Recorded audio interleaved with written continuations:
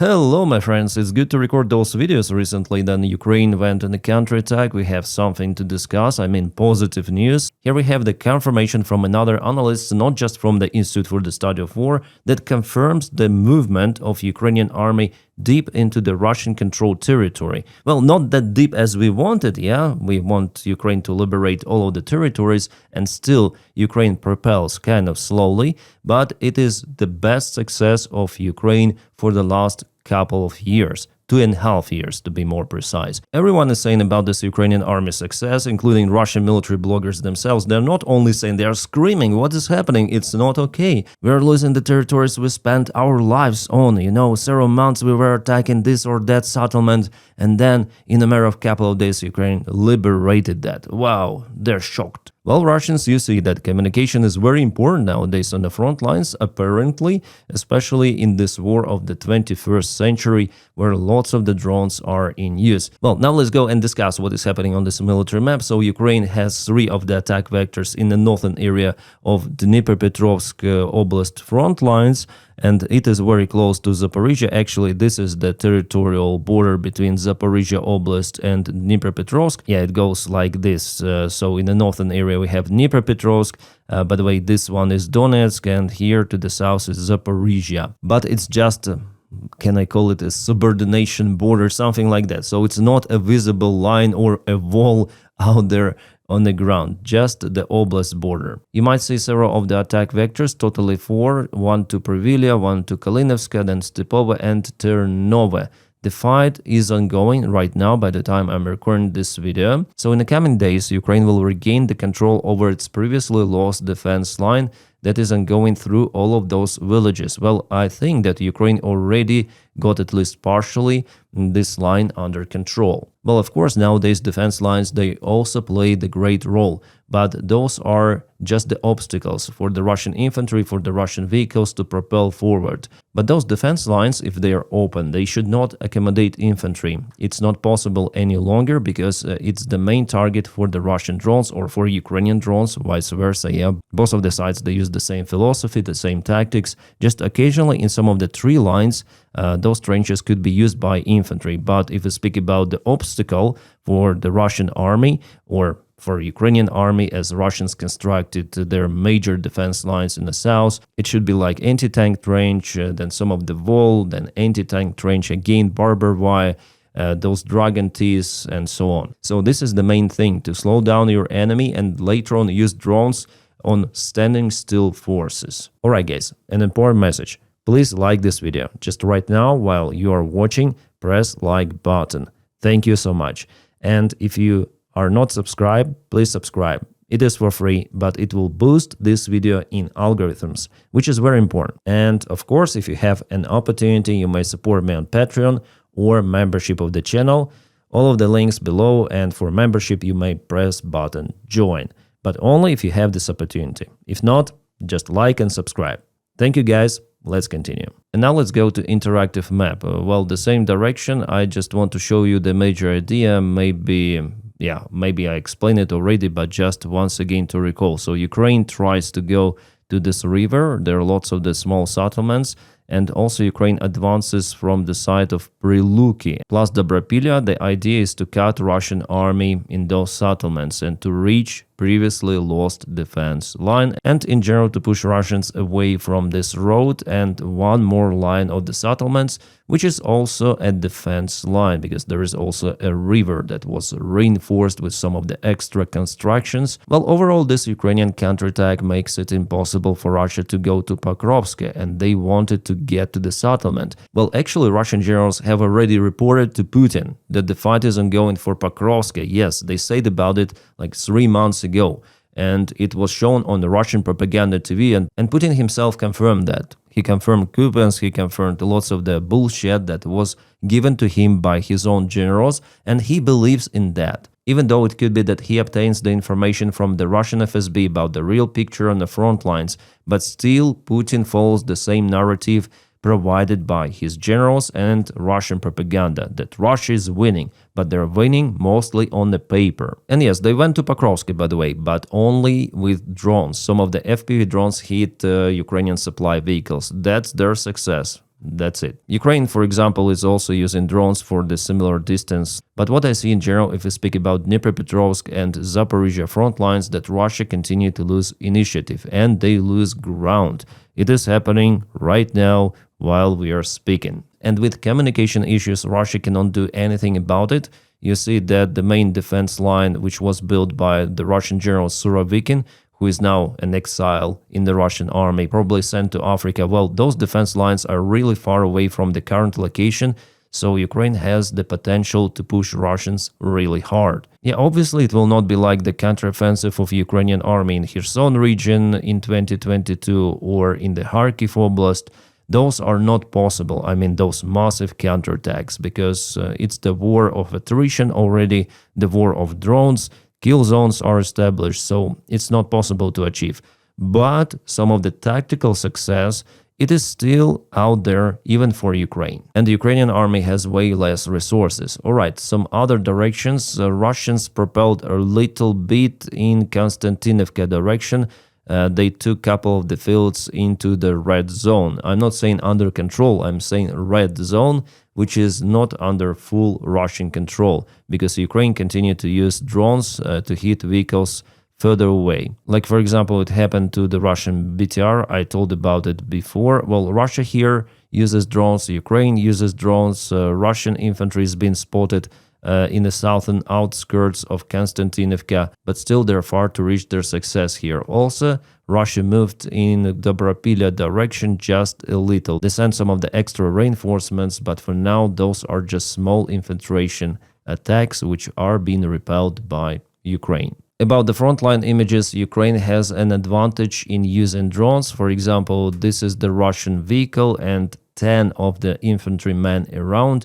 It was hit by a single drone straight to this crowd. Maybe two of the Russians, they continue their operation, but this group of Russian soldiers, for sure, they were decommissioned. It happened not far away from the Pokrovsk direction, on the way to Pokrovsk, actually. So Ukraine uses drones really far away behind the front lines as Russia, but Russia has one big issue with their drones. They are unable to modernize those as quickly as Ukraine. So Russia has the upscale of the drone production. They have relatively big factories. They have direct supplies from China.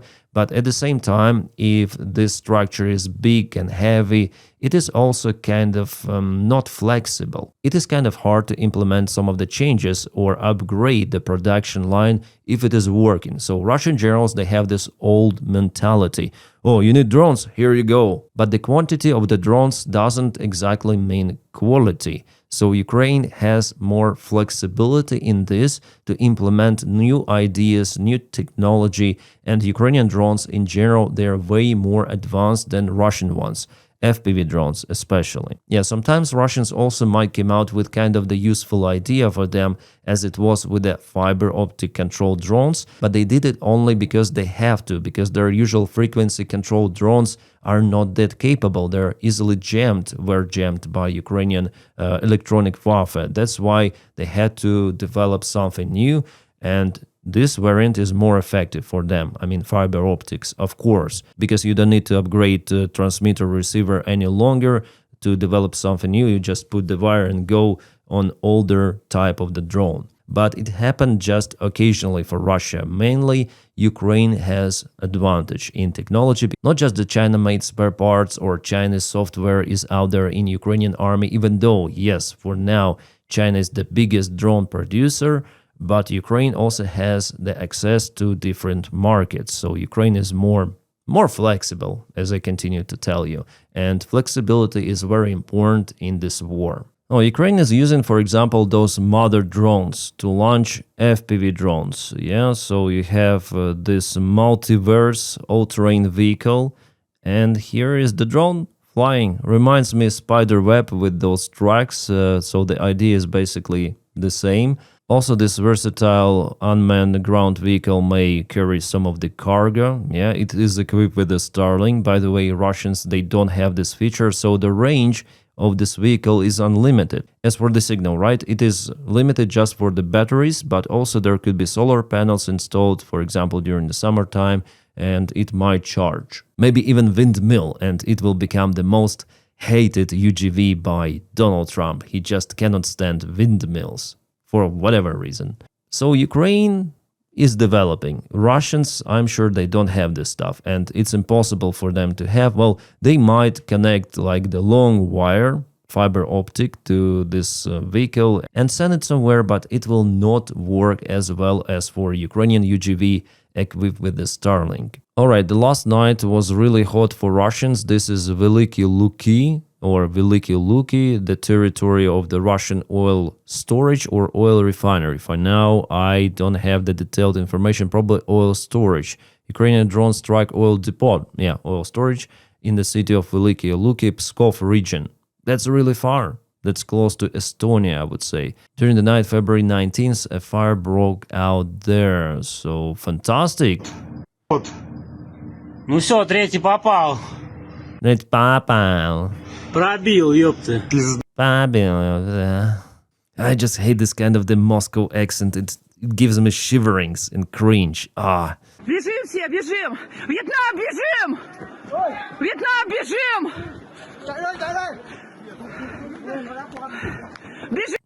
Run. Бежим means run.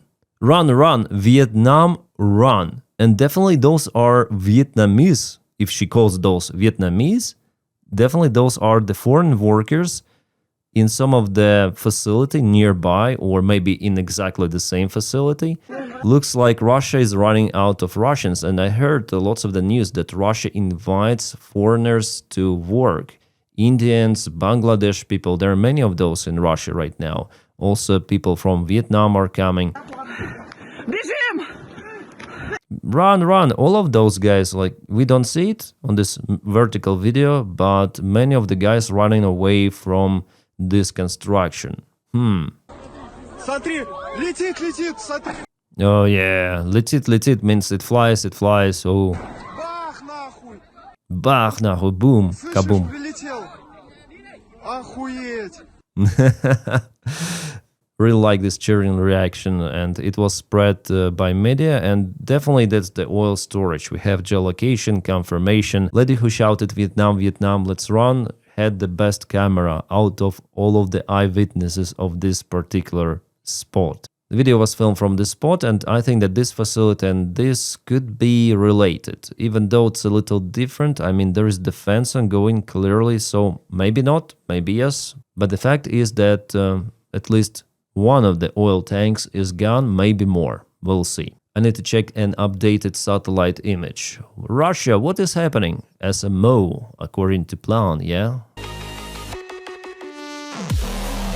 Yeah, lots of the videos coming from Ukrainian drone operators, FP1 drones, FP2 drones of the long-range strikes. This is a Russian SAM-OSA, so the air defense system that was annihilated somewhere. Nemesis group, by the way, the same guys who took part in the military drills in Estonia and annihilated several of the units of NATO forces with just 10 people.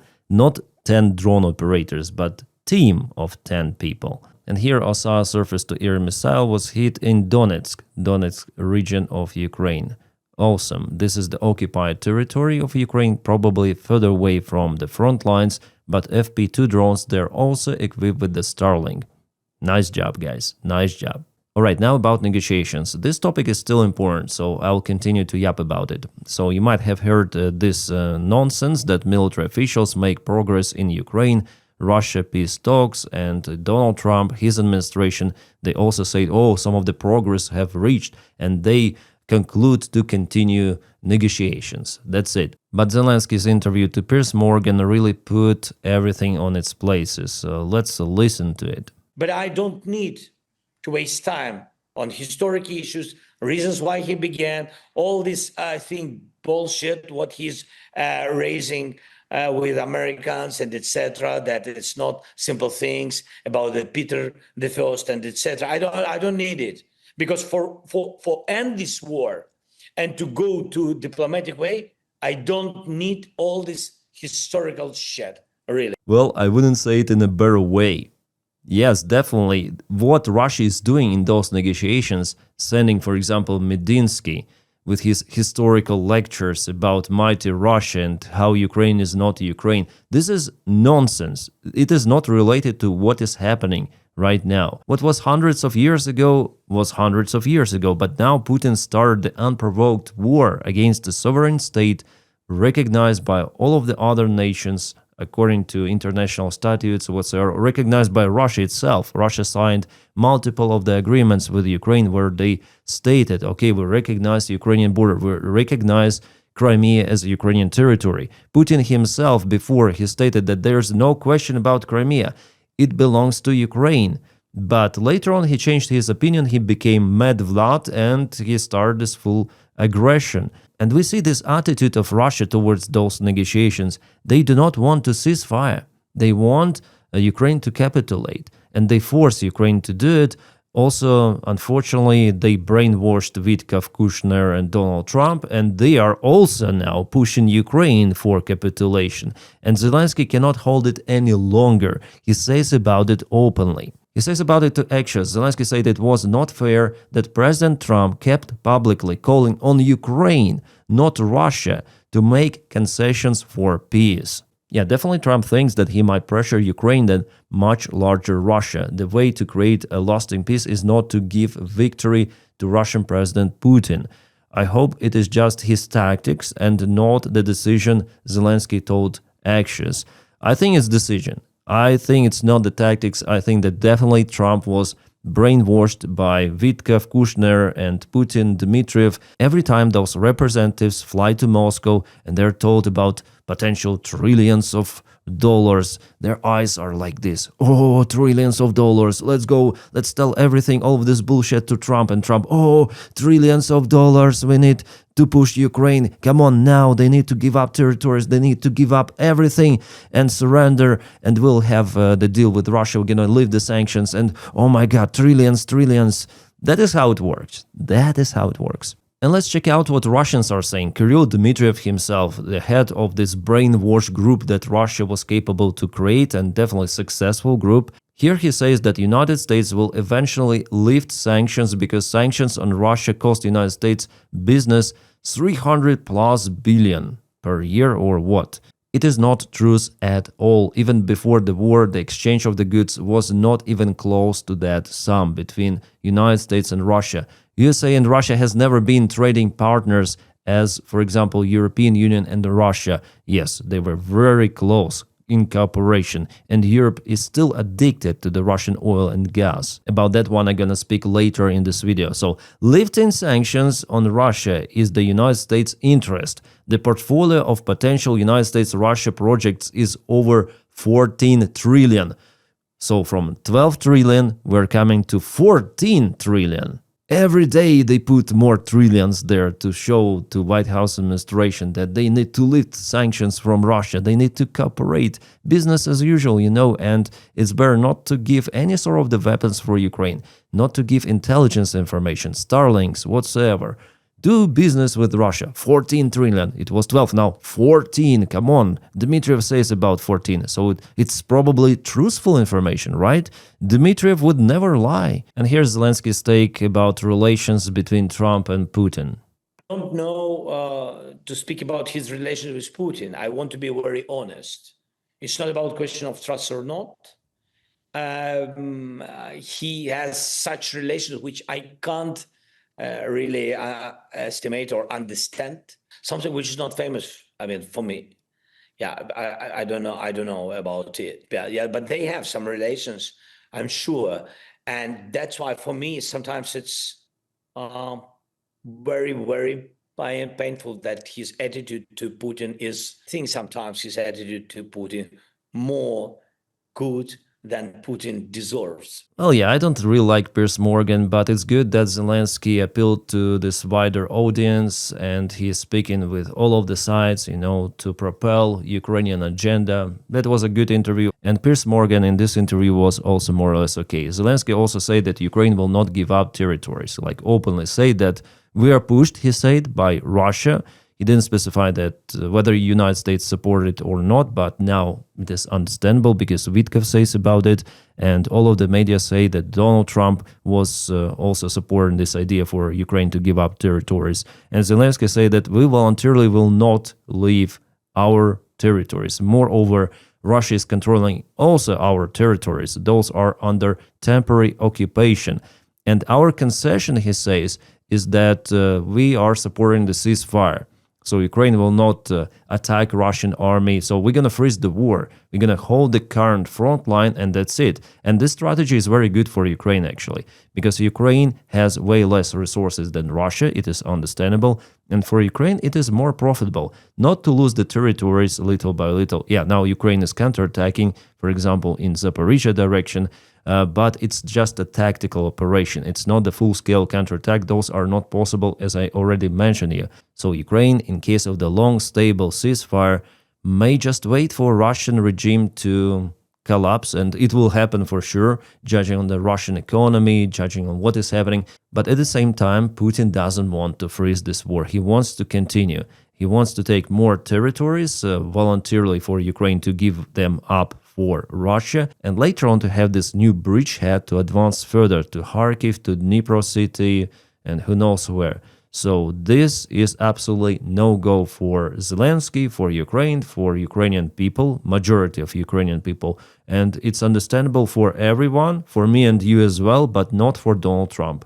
And not for Putin. Well, maybe Putin understands that even, but Donald Trump absolutely not. Yeah, even though Russia says, okay, Ukraine, give up your territories and we're gonna stop the war, it will not happen like that, or the war will be stopped for several months. But Russians, they know that Ukraine will not give up territories. That's why Russia calls for more armed forces this year to join the Russian army. And that's why Russia prepares its troops for the spring and summer offensive of 2026. They still want to gain those territories, but Ukraine will never leave those, and it's the pain in the ass for Donald Trump because he believes in those 12 or 14 trillion dollars which Russia promised to him. Russia doesn't have those money. Come on, Russia is the poorest. Russia cannot handle itself, its own military. And Donny, oh my God, he is brainwashed. He's stupid, incompetent politician, not even a politician, but some sort of the failed businessman who by manipulations and the pure lies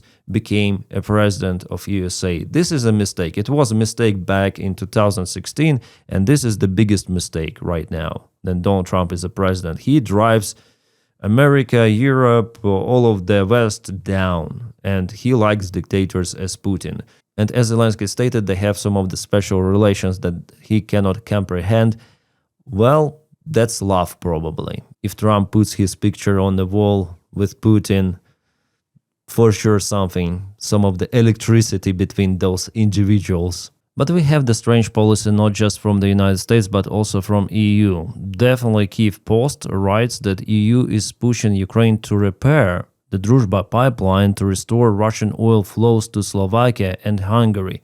Sky News, well, again, they refer to Sky News, but also there was some of the other media, I think RBC or RBK Ukraine. Well, still, I say definitely, well, it's not definitely. Those news agencies like Sky News, they're not reliable. But this is, like, idea is crazy, yeah?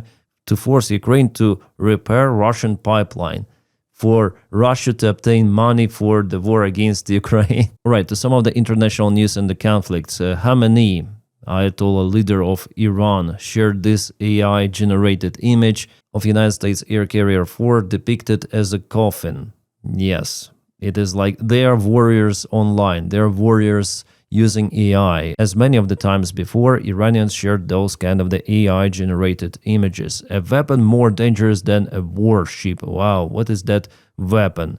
As channels report, Trump near Iran strike decision. United States President Trump is edging closer to ordering a military strike against Iran according to Actions, which warns that any potential operation could trigger a weeks-long large-scale war in the Middle East, so more than the previous military operation done mostly by Israel in 2025 and in collaboration with United States B-2 bombers. Jake Bro says if you want to know when Donald Trump will start bombing Iran, he is waiting for the Olympics to be over. Dictators always wait for Olympics to end before they attack other countries. Winter Olympics end on February 22nd, 2026, and yes, 4 years ago, Putin also was waiting for Winter Olympics to over in Beijing, and after it, he attacked Ukraine with a full-scale intervention. And of course, if something breaks out in the Middle East, I'm gonna keep you updated. In general, I'm gonna keep you updated, guys, about all of the news around the world, which are very important. Yeah, the main topic is Ukraine, of course,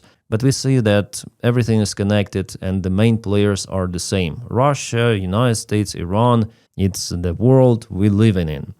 Well, guys, if you have this opportunity, you may support me on Patreon. The link for it is in the video description right below, or you may join membership of my YouTube channel just by pressing button join. Of course, if you watch me on YouTube, because I also publish videos on Spotify. And if you cannot do it, please like this video and subscribe for the channel to boost it in algorithms. Thank you so much for it as well. This is very, very important. My friends, I wish you all a peaceful sky wherever you are, and have a great time.